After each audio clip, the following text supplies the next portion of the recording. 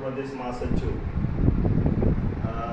या नात्याने जनतेस काही विनंतीपूर्वक आवाहन करत आहे आणि त्यातल्या त्यात महाराष्ट्रातल्या मातंग समाजाविषयी जनतेला सांगू इच्छितो, मातंग समाजाला सांगू इच्छितो की आज जे महाराष्ट्रातलं जे चित्र पाहिलं इतर पक्षांचं, तर सर्व पक्षांनी भाजपा असो, काँग्रेस असो, शिवसेना असो, राष्ट्रवादी असो, फुटलेली असो, तुटलेली असो किंवा व्यवस्थित असो, या कुठल्याही पार्टीनं आमच्या मातंग समाजाला एकही तिकीट दिलेली नाही, कुठल्याही मतदारसंघामध्ये उमेदवारी दिलेली नसून हा प्रचंड हा अपमान आणि फार केलेला आहे मातंग समाजाचा।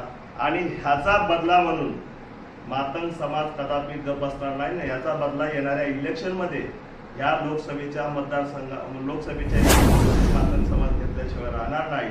आणि त्याचंच फलित म्हणून आज आम्ही महाराष्ट्रामध्ये आमची एमईपी पार्टीतर्फे आज जवळजवळ मातंग समाजाला आम्ही 4 ठिकाणी मतदारसंघामध्ये तिकीट देव केलेले आहेत।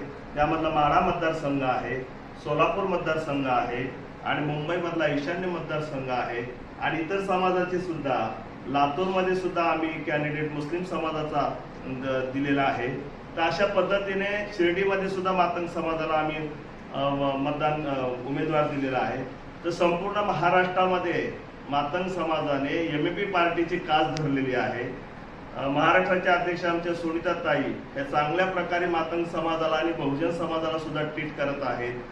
तर तमाम महाराष्ट्रातल्या मातंग समाजाने जो पक्ष आपल्याला तिकीट देत नाही, जो पक्ष आपल्याला उमऱ्याच्या बाहेर उभा करतो, त्या पक्षासोबत जायचं का आणि भीक मागायची का?